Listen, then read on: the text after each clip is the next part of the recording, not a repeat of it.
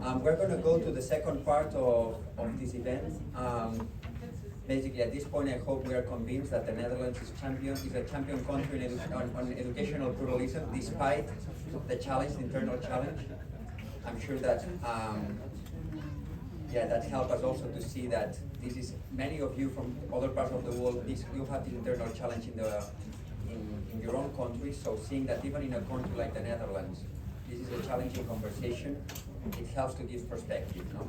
And now what we are going to have, talking about perspective, is having an international perspective. I'm going to introduce basically what we are going to have is three short presentations from three, I would say they are the champions of educational pluralism from an international perspective. And then we're going to have a conversation about these issues. I'm going to introduce the three of them now. So you don't have to see me every 15 minutes. And then we are going to, I'm going to give them the floor, and then we're going to have this conversation. First, we have Ashley Berner. If you put educational pluralism in Google, Ashley Berner is the face you are going to find. She's the director of the Johns Hopkins Institute for Educational Policy. She has previously served as deputy director of the City University of New York. And I mean, as I say, she had a vastly research on this issue. Every time we invite her, we know people are going to be really happy of hearing her, so that's why we have her here today with us. After, we are going to have Arja Krautschenberg coming from Austria. Arja has worked for many years as president of the European Parent Association, where he's currently project coordinator. She is also the vice president of the lifelong learning platform at the at the EU, and also she's a member, as Ashley, of our executive committee. And Arja, like we were saying, you put educational pluralism in Google and you see Ashley, you put parents' rights and you see Arja. And finally, our last speaker will be Jan de Groof. Jan de Groof is, I would say, a leading legal researcher on the right to education. I would say he's the leading researcher on the right to education, international approach of the right to education and the comparative approach of the right to education. I wanted to lead him with one university, but he has been teaching in so many universities that it's hard to say. He has been teaching in the Netherlands, South Africa, Russia, Ukraine, you name it. You name a country, probably has been teaching there. And basically, we're going to hear them now. Thank you once again for being here with us. And Ashley, the floor is yours. So thank you so much, Ignazi, and thank you for inviting me to your wonderful country. You know, every audience that I speak to talking about educational pluralism, I'm asked, what's your favorite country? Who really does it well? And of course, we're here. So I just want to thank you for the honor of being with you. It's a great joy. So what I want to do very quickly is to talk about the difference. First, I want to talk about the difference between the ends and means for education. And then I want to focus on what we see in the research about effective schools, because these things are very much aligned. And I spend a good bit of my time as a researcher at Johns Hopkins looking at how do we help all schools improve? It's sort of the question that inspectors ask, right? The school inspectors. So why do we do this thing that we call public education? What are we hoping for when we tax citizens for other people's children? What's the telos of public education? Answers? What are we trying to achieve? Anyone? Call it out. Social cohesion, citizenship. Social cohesion, citizenship, right? Preparation for liberal democracy. What else? Preparation for labor, right? Social mobility, meritocracy, right? Individual development. In all of our constitutions and legislation, and many of our court documents and jurisprudence, we find these end goals articulated: social mobility, academic excellence, and preparation for democratic citizenship. So these are the goals. And a good bit of the fights that we have in the United States about education really isn't about the goals, it's about the means, because there are many different mechanisms to get there. The reason I love educational pluralism theoretically and in person is because, and in practice, is because it balances the role of the state, the role of the family, and the absolute necessity of civil society. Civil society in and of itself is a democratic good. And so often in the United States, maybe the same for some of your countries, we find that the desire to absolutize one of these players. In the United States, we have one contingent that holds firmly only the state can deliver effective education. We also have the apparent libertarian lobby that absolutizes the rights of the families. And educational pluralism instinctively sees the value of all three. And what I find so deeply encouraging about the structure of educational pluralism is that it actually works in practice when the system incentivizes two core features: distinctive ethos of schools with distinctive missions, and a rigorous academic curriculum. When you look at this in almost any country context, certainly in the United States, you find that schools with very distinctive beliefs and values and norms, where all the stakeholders can agree around that has an outsized positive impact on long-term civic outcomes. So there's one straight line there, and of course, pluralism theorizes that no education can be neutral, so therefore you should incentivize distinctive schools. So that really fits. The one that I want to spend a little more time on, because it's certainly something that gets me up every morning in my work, is this notion of a shared liberal arts curriculum, however defined. Because it is the role of governments to make sure that all students are learning, not just learning how to read and write, but learning the stuff that enables adult citizenship. And it is another point at the highest level with research to say that schools that insist upon not just skills, but knowledge building, effective, systematic knowledge building in the major domains, have an outsized positive impact on closing achievement gaps between wealthy and poor kids. The United States forsook this notion of shared academic liberal arts curriculum intentionally. About 120 years ago, there was a massive debate about pedagogy in the United States. As we expand access to public education, the United States said, are we going to insist on democratizing the liberal arts, giving every child access to geometry and to history and to world literature and to foreign languages and philosophy and religion, liberal arts? Or are we going to focus on skills and process, the skills of learning how to learn, the process of comparing and contrasting these subject disaggregated, subject agnostic skills? The United States went through door number 2. Process over content mastery. We don't have exit exams. None of our states have meaningful content standards. They are all driven skills-based. Is this familiar to anyone in this room?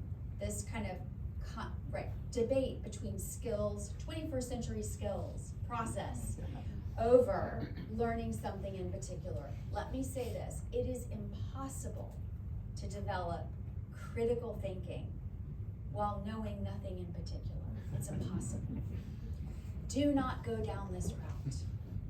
So one of the things that I spend a lot of my time with school systems in the United States is trying to help them inculcate and give teachers the capacity to teach a liberal arts curriculum. And I just want to say 4 things that a liberal arts curriculum, and we could talk about the specifics of that. I don't mean one textbook that every child needs to have, Because obviously in a pluralistic system, the lens through which materials, primary sources are discussed has to be dependent on the values of the school, but the same content. There are several things that this approach does. Number one, it closes achievement gaps. That's one of the most important, critical things to remember. Low-income highly resourced families, wealthier families, give their children lots of knowledge about the world, geography, current events. They go to museums, they read copiously. Low-income families don't have those resources. Sometimes the parents are working 3 jobs. If schools don't provide systematic knowledge building, those children never get it at all. France is my favorite sad example of this. France used to require a liberal arts curriculum that every child in all the different schools they funded had to master. Do you know that France closed its achievement gaps between wealthy and poor students by 6th grade? When France moved towards a skills-based curriculum where we don't mind exactly what you learn, but you're learning the skills of learning how to learn, and there are all kinds of excuses for this, France achievement gaps widened. And this is exactly what we see in the United States. We never close our achievement gaps. And in fact, at this point, we have generations of adults, including many teachers, who don't have the background knowledge that they need. So that's point number one. Liberal arts closes achievement gaps. Number two, they insist on exposure to diverse viewpoints. A really rigorous curriculum is going to expose children to ideas about the world that differ very, very much from theirs. Comparative religion and ethics, learning what life was like during the Roman times, gives these capacities to be exposed to ideas without indoctrination about them. If you don't have that habit and that practice, parents confuse exposure and indoctrination. So in the United States, if a public school tries to teach about the 5 pillars of Islam or the principles of Orthodox Judaism, parents get upset. Our population has learned not to differentiate between exposure and indoctrination. So that's the second thing. The third is, if you care about citizenship, the learned elements of the curriculum are absolutely critical.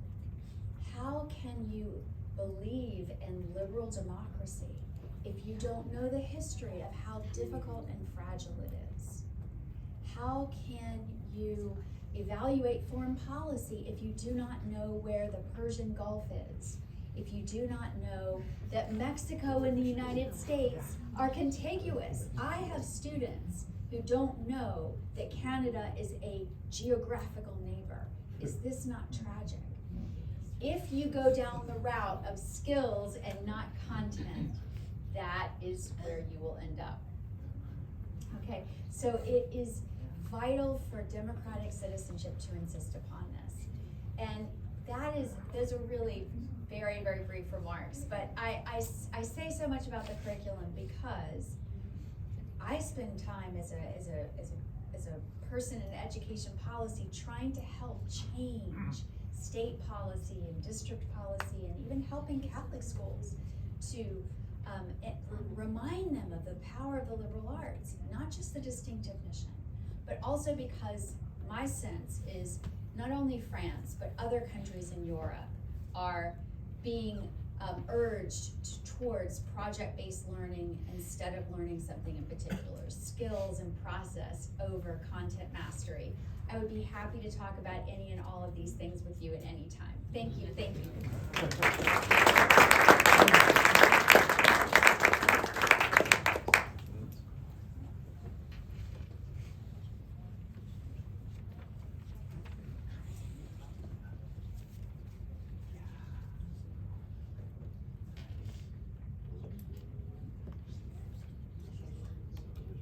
Well, thank you very much. Thank you very much to Ashley. It's always very difficult to talk after her. And you can see the question that was asked to me to talk about today, do parents still matter in the design of educational policies? Now I could make my life very easy after her talk and could say yes, and then sit down again, but that's probably not what you expect from me. So I'm going to go a little bit into why at the European Parents Association we are strongly advocating for this. The power of parent advocacy. First of all, we think, and we're convinced that understanding children's needs, that parents possess unique insights into their children's needs. Naturally, because they stay with them most of the time. They also know their strengths and they know their challenges. They have first-hand experience, and that enables them to identify gaps and negligences in the education system that may hinder their child's learning and development. By voicing these concerns, parents can push for changes that create a more inclusive and supportive educational environment. They can also bridge the gap between schools and communities. Parent advocacy serves as a bridge between those two. When parents are actively participating in school boards, as was mentioned already today, in committees and advocacy groups, they bring diverse perspectives and solutions to the table. This collective approach ensures that educational policies are reflective of the community's needs and values. Third point, holding the system accountable. Parents as advocates play a critical role in holding educational institutions accountable. By staying informed about policy changes and their practice, parents can ensure that schools adhere to the standards that are being set. They can also influence the setting of these standards and ask for the delivery of quality education. This accountability promotes transparency and drives continuous improvement within the education system.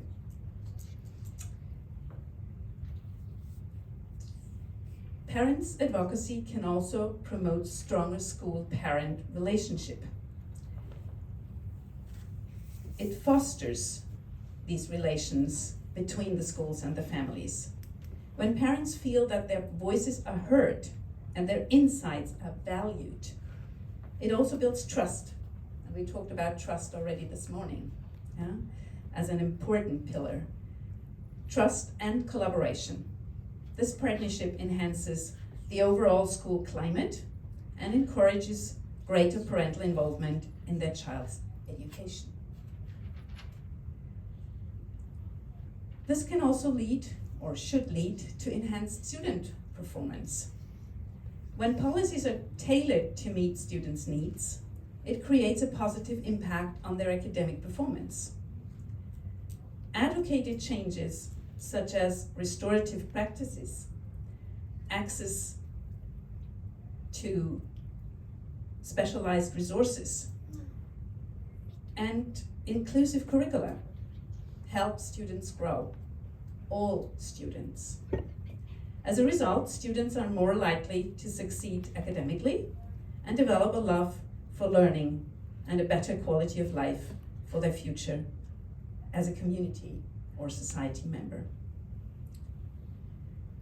Positive end results of parent advocacy are improved educational policies, because effective parent advocacy leads to growth and puts into place educational policies that are more responsive to the needs of students. For example, advocacy efforts can result in policies that address issues such as bullying, special education services, and resource education, the funding that we talked about today. These changes contribute to a more equitable and supportive learning environment for all students. Let me now get into a little bit on how these educational policies work on different levels. We have, if you look at it, in many countries, a difference between the local level, so the school, sometimes the municipality, sometimes there's a regional level, a national, and certainly a European one. If we look a little bit more in depth to a few examples that I've brought you, you can see that in many countries, and I will not go into the detail of every country, but what I've highlighted in yellow in order to underline it, is that in most countries, parental influence on policies is on local management. They influence local policies. Not everywhere this local influence goes up to the national level. Some countries do. Here you have the example of Sweden, for example, but very often it stays at that local level. And many parents are not even aware that they can influence also the regional or the national level, depending on their educational system. So here are some of the examples where parent councils and consultations on educational reforms are being done nationwide. And what you will notice is that it's usually easier when the country is small. Now guess what? Yeah. Of course it's easier to reach out to people if you don't have, like in Germany, 85 million people that you need to talk to. Yeah? But that should not hinder that process. You will understand that that becomes even more complex when we talk about the European level. First of all, because of the red flag over there, education is a member state's competence. The EU has no competence to interfere with educational laws in the member states. Yeah? And we heard a lot about why this is this morning, right? It's about the traditions, it's about the history of how educational systems were created in each and every different country. But it's also because in many countries the state wants to keep that influence. Because this is, as we heard this morning, this is where the ideas are being passed on. That's why states are so interested in keeping that grip. Yeah? Otherwise, we could have a European curriculum, yeah, for all our countries, and we could teach European history. Yeah? So, how can parents still contribute?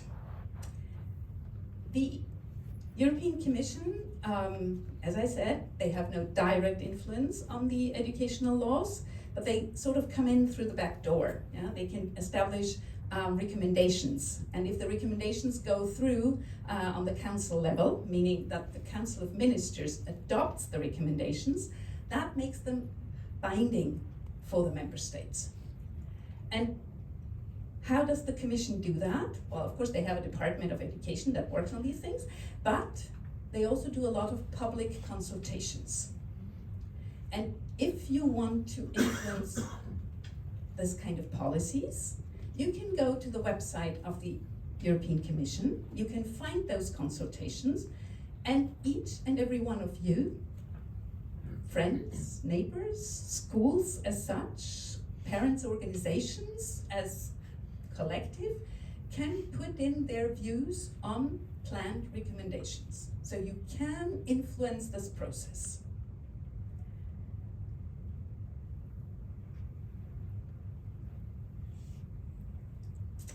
Some of the takeaways from that. Parental involvement in designing these educational policies is not only possible, it's also encouraged, at least at the European level. The European Commission is one of the bodies, and also the Council of Europe, by the way, are bodies that are really interested in hearing from civil society and from parents. That might not always be the case in your national constituencies. What we advocate for is that these ways and structures are made better visible to people. Because if you don't know that the structures exist, you can't use them. Yeah? So one of our roles is to bring that message out to people and to say, you can participate, you can influence those policies. But yes, you have to do it. If you sit back and you say, well, I can't change anything anyway, well, then it won't happen. Yeah? It really needs the engagement, we'll get to that in a moment, we really need the engagement of people to do this. But the same thing with democracy, you know. We see a backlash on democracy now in many countries in Europe. If the people who want to uphold democracy don't stand up and stand for what it is, the others will prevail. It's just very simply. It just needs a silent mass to not say anything, to take a takeover. What we also need to take care of is that there's no tokenism. Tokenism means that you do as if you were involving people, but you do not really listen to them. So that is something that, being Austrian, I can say that this happens in Austria, I'm sorry to say that, that the government comes and says, yeah, we want you to tell us. And then we tell them, and then they say, oh, it's very nice, but we're going to do something else. If you do that too often, then people will not tell you anything any longer. Yeah? So there have to be structures in place, they have to be made visible, but then you also have to take people's opinion into account. Let me talk for a moment about parental involvement and engagement, because that's a debate that is there in many countries. It depends a little bit on the language, because some countries, some languages do not really make a difference between involvement and engagement. There it becomes really difficult. In English you can make that distinction, and what we plead for is that we not only have parental involvement, which very often, I think it's represented a little bit by this picture, people are invited to come to school, or they're invited by their politicians to come and sit, and then we tell you. We want parental engagement. We want them to really participate in the process. And educational policies should be the framework in which this can happen. And then it's like a circle. Once you have that in place, you can also influence the policy making. That's very important because, as we said, we're in the 21st century, and we're still doing a lot of things as they were done back in the times when Maria Theresa established the system pretty much as it is today. Yeah? Being Austrian, I know very well. If you go to a school in Austria today, I mean, there's no blackboard, it's now a whiteboard, but the size of the room is still according to what she, back in the 18th century, decreed it as appropriate for children. There's still, today it's a digital book, but it already existed in her times. It was called the Book of Shame. And it noted down when people were late or did not behave well, and so on and so forth. Yeah, we still do that. 21st century. So, some conclusions. The main concerns for parents, and as a representative of the European Parents Association, I allow myself to say that this is something that's true for all our members, at least as far as we have talked to people. The main concern for parents are their child's well-being and, maybe to a lesser extent, their academic success, in how far that influences their later well-being in life. Many parents have limited resources in terms of time, energy, sometimes also economically, and they have to choose how to best invest those resources. So the processes that we put up have to be transparent. We have to have specific ways of how we want parents to engage so that they know how they can do this, because otherwise we only get every time a certain group of people involved. If we want to have inclusive educational policies, it can only be done if we involve as many people as possible from all sorts of backgrounds. Thank you.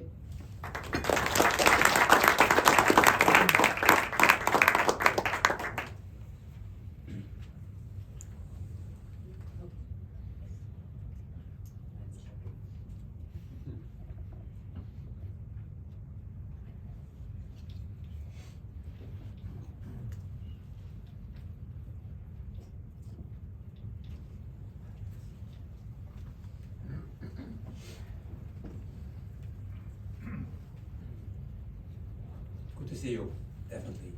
Good to remind that there are two champions on education pluralism. According to Eudel reports and to the conclusions of the books I wrote with Charles Glenn, some of you do know Charles, who is very, of course, well known within Eudel. We published 3 volumes, 4 volumes in the last edition on finding the right balance, autonomy, freedom, autonomy and accountability. And there are 2 champions, Belgium and the Netherlands.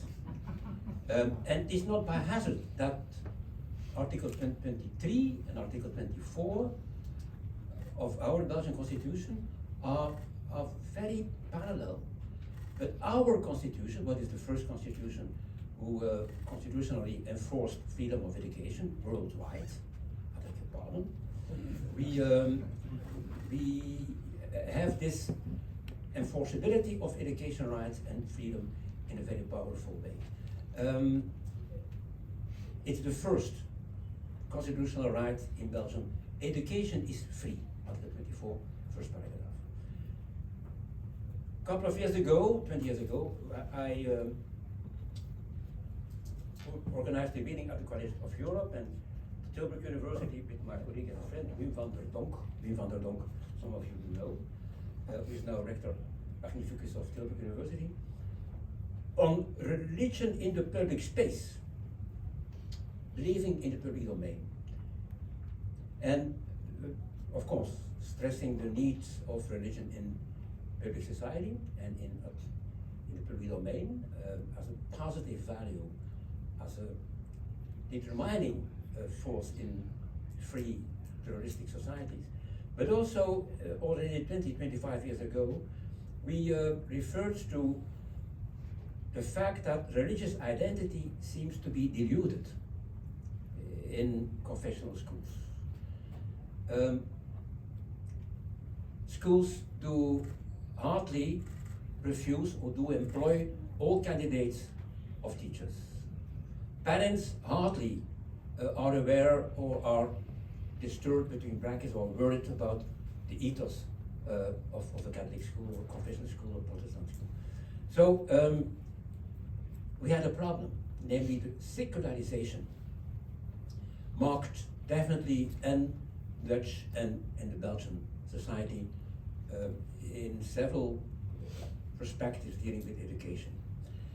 And it was not by hazard that there were regular attacks from non-confessional but also from political perspectives on Article 23 and Article 24 on freedom of education. Because the argument was often, well, why should we subsidize confessional schools if they hardly do rely on a confessional or a specific denominational ethos? Could be just state schools. We have to be aware of those threats. Talking with magistrates in Netherlands and with members of the Education Council and with members of Parliament, there is no willingness to revise Article 23, but there are hidden threats. There are 3 or 2 proposals from a parliamentary side who will have a hidden restriction or will focus on a hidden restriction of education freedom quite prominently. And it's even worse in Belgium. There was a huge threat on revision of Article 24 on that first article, namely education freedom. Is that so needed in modern society? So we have to restart again the conversation between Dutch and Belgian legal experts on education freedom, as we did already 10 and 15 years ago. We should not just be limited to those 2 champions, though it's a broad perspective. And having the chance to travel last month on several continents, I'm so happy about raising awareness of education rights and education freedom. I was in India, so low income and low fees private schools are becoming more and more popular within the poorest population group, Catholic and confessional schools. In India, there is now a percentage of 5 to 7%, it is growing, of non-state schools. I lived in Africa, Sub-Saharan Africa, several months, where it is quite obvious that the only education institutions who are taking care of the most vulnerable persons in the society are confessional schools, often not subsidized at all by the state, even not the salaries of the teachers. In South Africa, not by hazard, as you don't know, after 30 years of conflicts between political parties, there is now coalition government. But the first fight of last month is dealing with the BELA bill, Basic Education Law Amendment Bill. Guess what are those topics? First, the competence of school boards, non-state school boards, on determining the policy on access to schools. And secondly, on the ethos of a school. So again, history is repeating that we have to take care on, definitely in periods of transition of a non-democratic society to a democracy, it's all about education freedom, and comparative constitutional research is quite clear about that. No time the day before yesterday I focused on Europe, of course, on the common European constitutional principles, where freedom of education is one of the most prominent norms and standards mentioned by the German Constitutional Court as even more important than the Convention of the Human Rights and then EU law dealing with freedom in education. What are the most relevant questions? Some of those questions are formulated this morning. Who is responsible for education? Who is the owner of education? What is the scope of parental responsibility? Should a parent justify his choice vis-à-vis the state? Who is judging or assessing what is in the best interest of the child? Those questions are coming back again and again and again, worldwide. And in the books I mentioned, published with Charles Glenn, we dedicated a whole chapter on the education terminology, don't be shocked, of the Nazists, the fascists and the Marxists. Exactly the same terminology, the state ideology, the state who is impacting the mind of the child. The child definitely does not belong to the state. For decades it was the school or the church, are the most important provider of education, or the state, who was taking initiative and was overriding other rights and freedoms. The state taking care of the mind of the child, the training and education of children as the main instrument of public authority. I mentioned it a little bit in a shocking way. Last 45 years, 50 years, 60 years, education doctrine on rights and freedoms are focusing on parental rights, finally, on rights of the children, on education freedom, and on school choice. One of the quotes I like to mention is: pourquoi la liberté d'éducation est la liberté la moins aimée au monde? Why is education freedom the least loved freedom among human rights? Because education freedom disturbs. It worries governments not having control of the development of the child. And again, history is repeated. Unfortunately, not just in one continent, but in most continents. And there is some evidence on jurisprudence in education. The first European court decision was dealing with the Belgian linguistic case, and therefore, the very first time, the court gave the definition of what means education. Education means the transmission of values, beliefs, and culture. That's a legal definition of education. How can that be neutral? So I have to speed up. No time to go into the legal analysis of freedom of education. On the fact that Belgium and Netherlands are so prominently is not by hazard, is largely inspired by Christian politicians. They shaped Article 23 and Article 24 some time ago, but it is not by hazard that the Christian doctrine, personalism, is combining freedom and rights in a very prominent way. So secularism, no time to detect some risks, because even in Belgium, and as I mentioned, and in Netherlands, there are several threats. In Belgium, for instance, there is a proposal to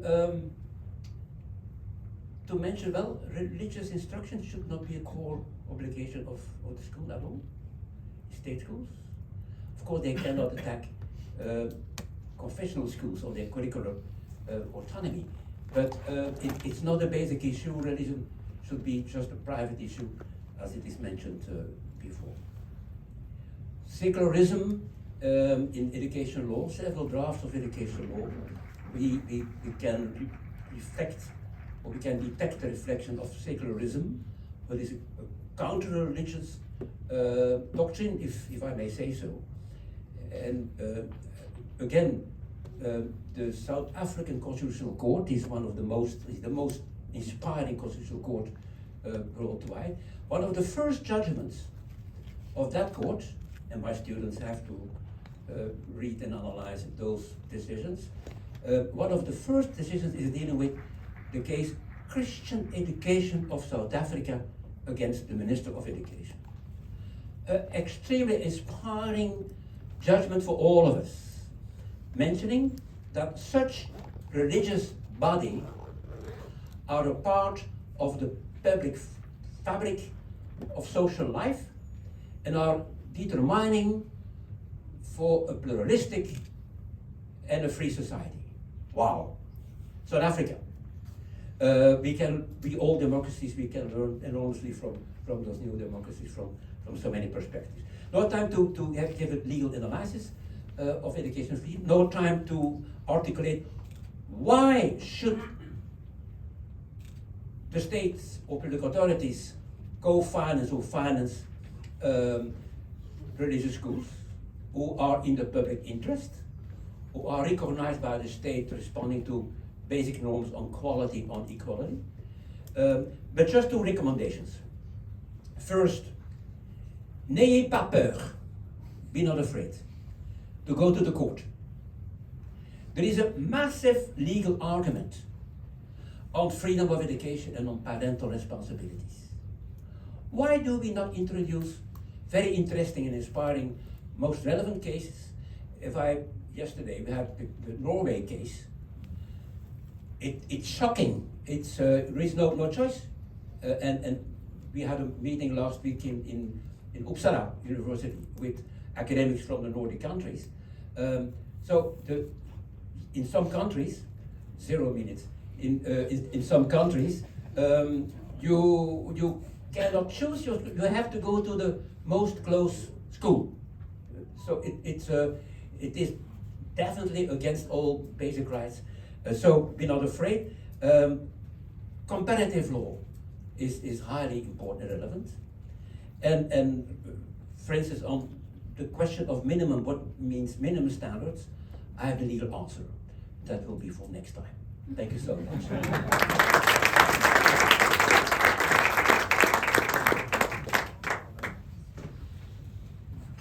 The good thing is that now we continue with the conversation, so the remaining topics, I have the unpleasant job of having to stop like really good issues.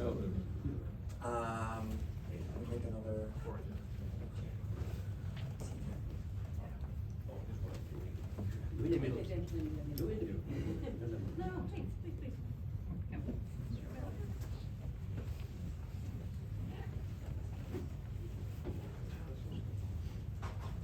So we have now 15 minutes for Q&A, 15 minutes for 15 we have just heard these people for 15 minutes. I'm sure they could have been adding interesting things for more time, but that's your moment. I have some questions, but any questions from the audience, or any remarks, or any comments that you would like to do? Yes. I can speak loud like an American. Oh, introduce yourself and please say to who is addressed the question, if it's a question. Yeah, Nes Rothstein. I'm with the Chesterton Society, the United States. Ashley, you talked about the difference between process versus content in closing the achievement gap.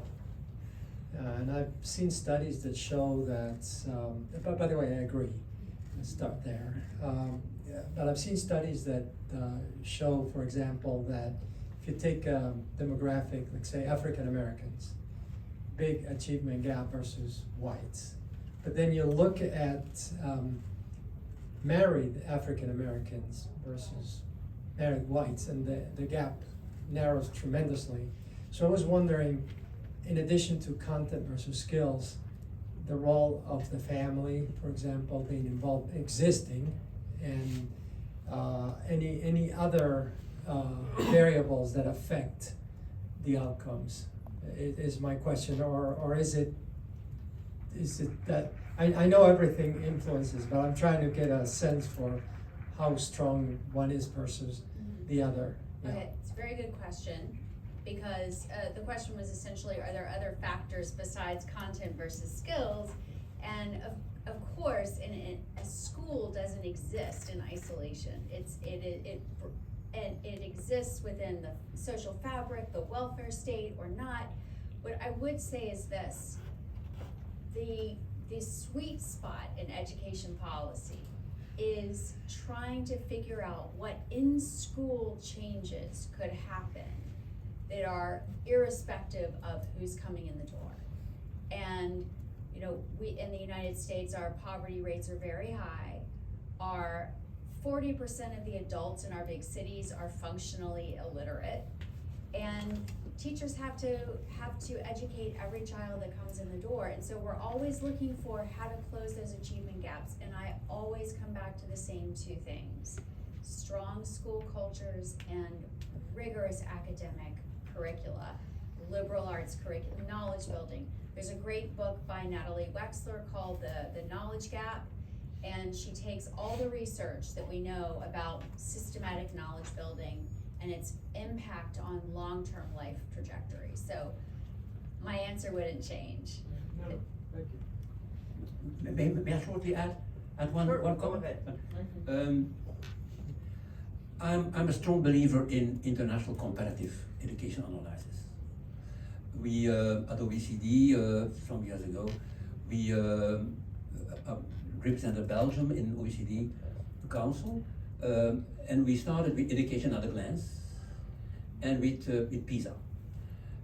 PISA, Pearls, TIMSS are quite offering information about your strengths, but definitely about your weaknesses as education system. So those results are a reminder more and more from governments these days that the learning gap is dramatic, and that learning outcomes are very prominently mentioned at highest level of agenda of most governments, definitely within Europe. But OECD is not just Europe, as you do know. So the learning outcomes and the qualification framework, there is some consensus about what should be known after 2 years, 4 years, or 6 years of learning as a minimum. But one of the speakers this morning mentioned the state is responsible for what? And then schools should be responsible for how. I should nuance this. Also, schools are responsible for the answer what should be instructed. And there, the question of how minimal, so dealing with minimum norms. Article 13 of the International Covenant on Economic, Social, and Cultural Rights is dealing with the minimum requirements. The state every state has to regulate. But the minimum should remain the minimum and not the maximum. And that's exactly dealing with the zone d'autonomie, zone of autonomy of education providers. Of course, the state should make sure that there is an accreditation and quality, but there again, inspection should not, and has a question also in the Netherlands, and several, the inspection is developing soft law guidelines or are hindering quite often the autonomy of the school. So autonomy means accountability. So the right to be, or the power to be free and responsibility to be free, but also to be accountable vis-à-vis the output of education. And second issue, and I will leave it there. There's quite interesting court cases now on adequacy in education. So education, schools should not just be, or state should not be responsible for the availability, the accessibility, the adaptability, and the acceptability, so the human rights discourse, some of you do know. But now there is an issue on awareness, advocacy, and adequacy in education. As the new 4As, read my report as UNESCO chargé de mission for education on those issues. Sorry for being too long. Maybe just one remark from my side. I mean, we know that parents or guardians, or the family, if you like, has the biggest impact on children's learning and education, especially in the early years. Yeah? So if there is a different film running in school and in the home, if there's no cooperation, then children will always tend to go with what happens in the home. And that can be, it can be violence, it can be a very negative environment, but still their attachment to the home will be greater than to the school. Yeah? So we have to be very careful. If we separate those two things, I think they absolutely need to cooperate. And what you mentioned that parents are illiterate, well, we still need to bring those people in, because they are still the ones that taught that child to walk, to eat with a spoon, maybe also to use a fork and a knife, yeah? And these people very often have the impression, I can't teach my child anything. And if I then say, well, but your child is walking, your child is talking, your child is eating, well, who taught them? People say, yeah, well, actually, yeah. I say, so all parents do educate their children, yeah? It's not a question of knowing how to read and write, yeah? That's the plus. But let's not forget, 100 years ago, more than 50% of our populations, 80% in some countries, did not know how to read and write, yeah? For centuries. And we still have come the way where we are today. I'm going to give the floor to George. Is there any other question? We're going to collect last questions and then, no? For me, yes. For you, I know. You have the floor, George. I will take the reverse position. I'm a mathematician and I like contradictory discussion. You say that the parents have to accompany their children. I come from a migrant family. In my family, they were illiterate, mostly illiterate. And I taught my mother, and I was the educator of my mother, because she couldn't study. So I think that children, when they go to school and when they have the opportunity, especially when they come from migrant family, could educate the parents and help the parents to find their way in the society, in their new society. So of course the parents have a fundamental role, but I think that the children too have a fundamental role to educate their parents, even if the parents are educated. I can tell you I'm a mathematician. My children study art, study music, and they teach me. And they brought me far more than what I could bring to them. And what you say, freedom for education, I would change the word, freedom through education. And this is what was my experiment in my life. Education brought me and to my family and to all my friends, freedom through education. Just to finish, never forget what UNESCO has produced in education, the 2 world reports on education. Edgar Faure, Learning to Be, and Jacques Delors, I was a member of this team, Education, a Treasure Within. And there are 4 pillars which are still valid today. Learning to be, learning to do, learning to learn, and learning to live together. That's all. For those who don't know George Haddad also has been president of Sorbonne University. So I mean, And director at UNESCO. and the rest of UNESCO. There is also other interesting lines, but I mean it just adds a lot to the story he just has explained. Last reactions, and we give the floor for the closing remarks. I mean, you have brief reactions to, if you want it.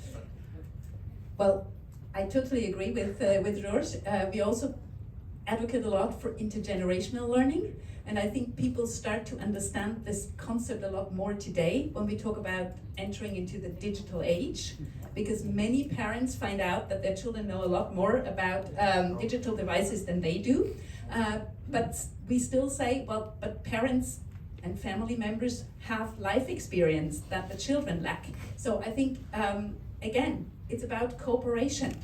It's learning, mutual learning from each other, but also everybody bringing to the table what they can. Thank you. Yeah.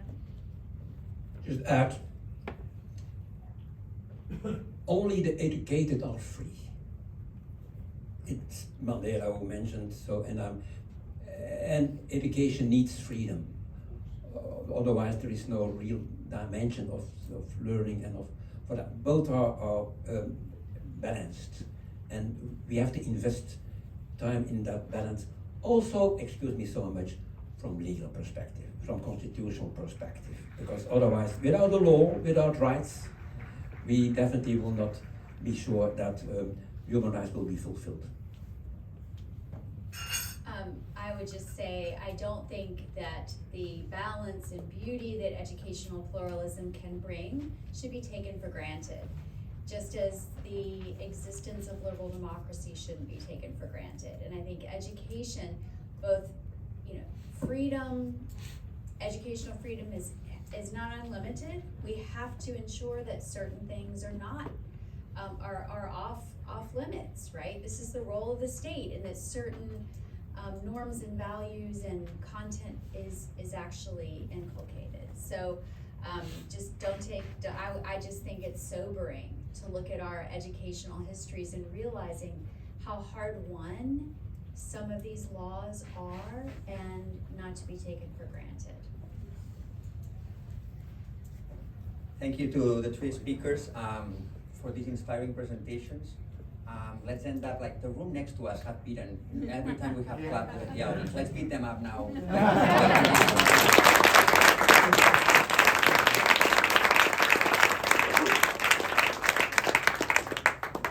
And go for the closing remarks.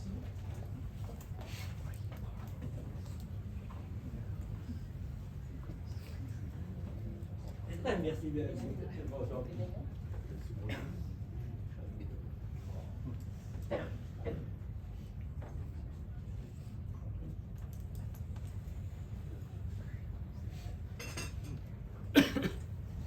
Dear friends, as we close this inspiring day dedicated to educational pluralism, global challenges, and the Dutch case, I want to thank you all for valuable participation.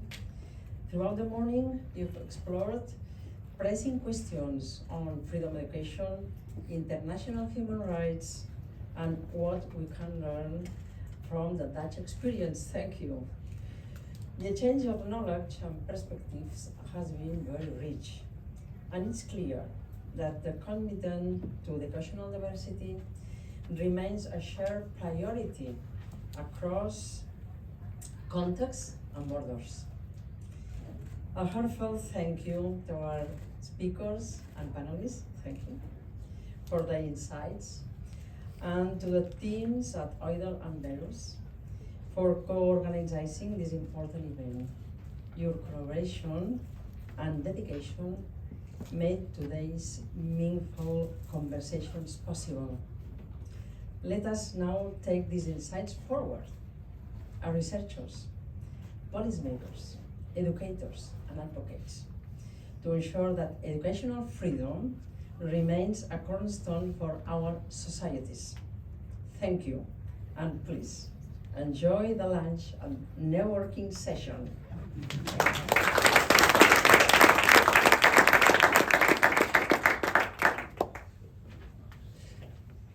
Thank you. With that, I'm the last thing standing between you and lunch. So I'm sorry. But then again, it's a Dutch lunch, so okay, well, let's see for yourself. I'm happy when I'm back in Rome, actually, but that's another story. First of all, I'd like to thank everyone who contributed, everyone here, the speakers, but especially also Oidel for the collaboration. Thank you. Gracias. Grand merci. It was great to have you all here, to see how educational pluralism is important and quintessential for all of us. I won't echo what the speakers have said, for they have said it themselves more adequately than I could, but 3 takeaways from me is that the freedom of education and educational pluralism are a great good, but we can't take them for granted. We can't take them for granted, even not in the Netherlands, the number 2 country in the Freedom of Education Index, as you might have heard today. So that requires a strong ethos of schools, as Ashley said, because also here it goes, if you stand for nothing, you'll fall for anything. And our schools need to stand for something and to know what they stand for, and to also offer a perspective on the world that is broader than the perspective that many people have today. Which comes to my second remark, that has to do with the etymology of the word education. Educare, to lead yourself out of the world that you can imagine now. So that asks for desire, for imagination, for seeing things that can't be seen right now. Education is always a question of leading yourself away, or leading young people away from ourselves towards a new world, an unknown world, or as we Christians believe, towards God. and God moving towards us. So the 4 learning twos, as you mentioned them, I think in schools we also need the 5th, learning to desire, to want something really badly. And that brings me to the 3rd and last remark, and that has to do, don't be afraid, with love. Love is quintessential for our education. It is the basic pedagogical need. For when you truly love, you give something and not expect anything in return. You give to give. You give for the joy of giving. Not because you want the other to give something back to you. No, you give. That is what love needs. All speakers today have shown a great love for the subject they were talking about. And truly, inspired education needs love. The love you have for educational pluralism is something we need and we desire in this world. And I'm grateful that we can share it today. And that being said, I'll just quote the Pope, who on every Sunday says, "One pranzo."